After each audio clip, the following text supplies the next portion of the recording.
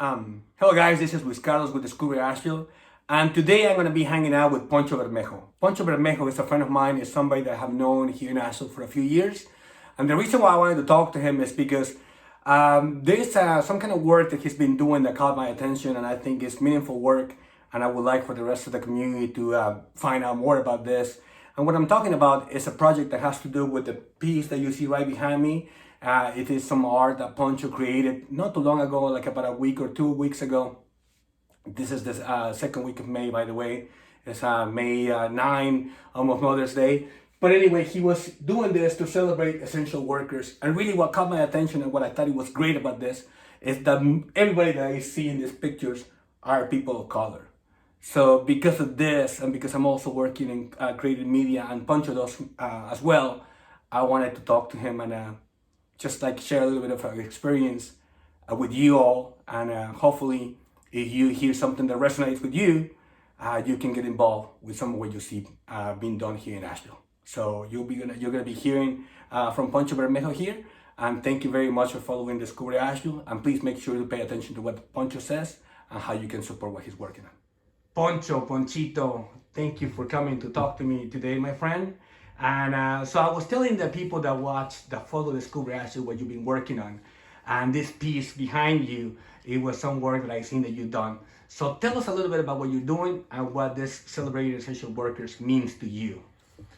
Yeah, I think that for a lot of people having hard this pandemic, only in every struggle that we have, like we try to always look in the opportunity to live people or to live wherever warden is good warden is not live when everything is normal. So when all the pandemic started and people start calling essential different people in our community, like nurses, we decide to create our own narrative of who is essential too. Like this is the reason for we decide to make take pictures of different people in the community that are essentials or that nobody was talking about. So we have there are people that work in farms, people that work in restaurants, people that work in construction, people that work in grocery stores, in a way for us to live and change a little bit the narratives or the toxic narratives that we have sometimes in media, like people then profile people like myself, Mexican people, and us being bad people, being the drug dealers, being the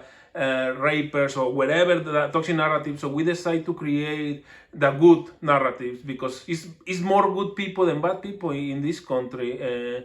So this is the purpose of this art, like start talking more about the good examples and then really to the creation of this poster and this image and these logos is to for when all this is over and people try to back to the normality and say, oh, we need to back to normal the way they used to be. We're gonna say like, oh, you remember then 2 months ago, 1 month ago, this was the people that was essential. So why we not pay living wages to the people? If you really believe that they was in the front lines, exposing themselves to provide for the community, we need to pay the right money to the people. Then no became essential in this time, have been essential all the time. So we hope then this is gonna be the remember for everybody. Like we're gonna take this poster everywhere with us when people start forgiving a little bit about all this situation that we have now, for make everybody aware that they was essential in this time. They're gonna be essential right now until the end. All right, Ponkho. So there's this other person I want to ask you about.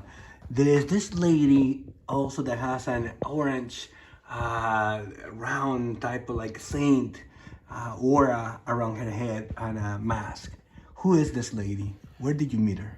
So she is part of the crew that work in Taqueria Muñoz, and the more powerful story that I can say about Taqueria Muñoz and the people that work there in Taqueria Muñoz making the food is that they are working people, is essential workers that are still working and provide food for other essential workers. So I have been there when people that work in the roof, people that working in the Chirro came to buy food. So you think they... All right, Ponkho. So the last thing I want to ask you, brother, again, we know there's a pandemic. There's a lot of crazy things going on in the world. But if there was something that you could tell the people here in Asheville that you think will help, I don't know, some of the things that you're working on, or I don't know, some kind of guidance to like try to be more proactive and being involved with our community, what would you ask people to do? What would that be?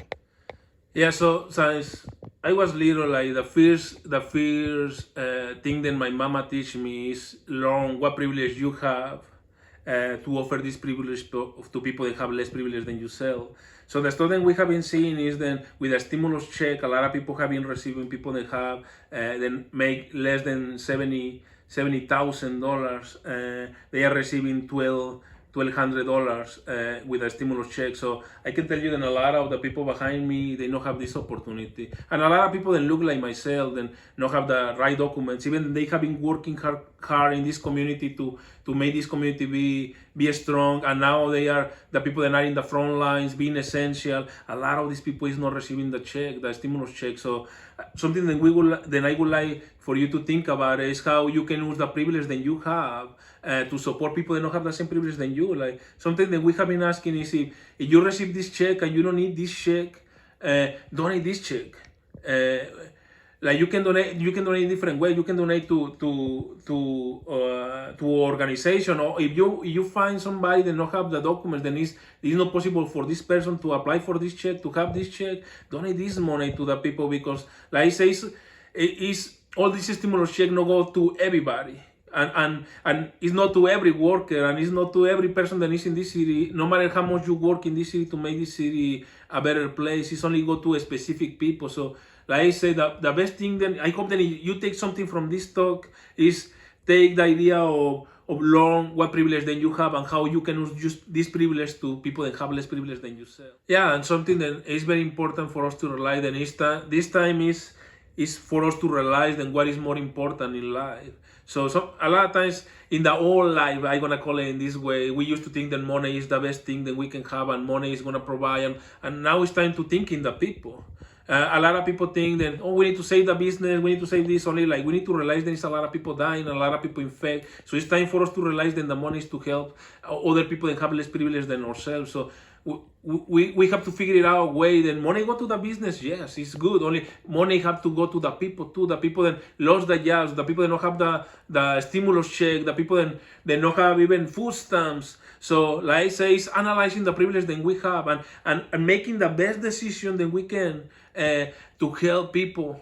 Like I say, it's very hard all this situation because it's a lot of struggles in different areas. So only like I can tell you that business can survive longer than people. So it's, like I say, it's a lot of families that I see, a lot of kids that we see when we go out. So we hope that you can think a little bit about the privilege that you have and can think in ways. Maybe you own a business. Maybe you can be donating some part of your food, and this is gonna help you. Like we need to think in the, or even that you donate right now is people is gonna later when people have money is gonna support your business, because like they're gonna see these people is about community. These people is about our people. So in the end, this is gonna help you. And like I say, the more powerful thing that we can have is community, because if you help the community, when the community is well again, they're gonna support you. They're gonna support you, brother. Thank you. Thank you for coming, talking to me, and sharing everything you have shared.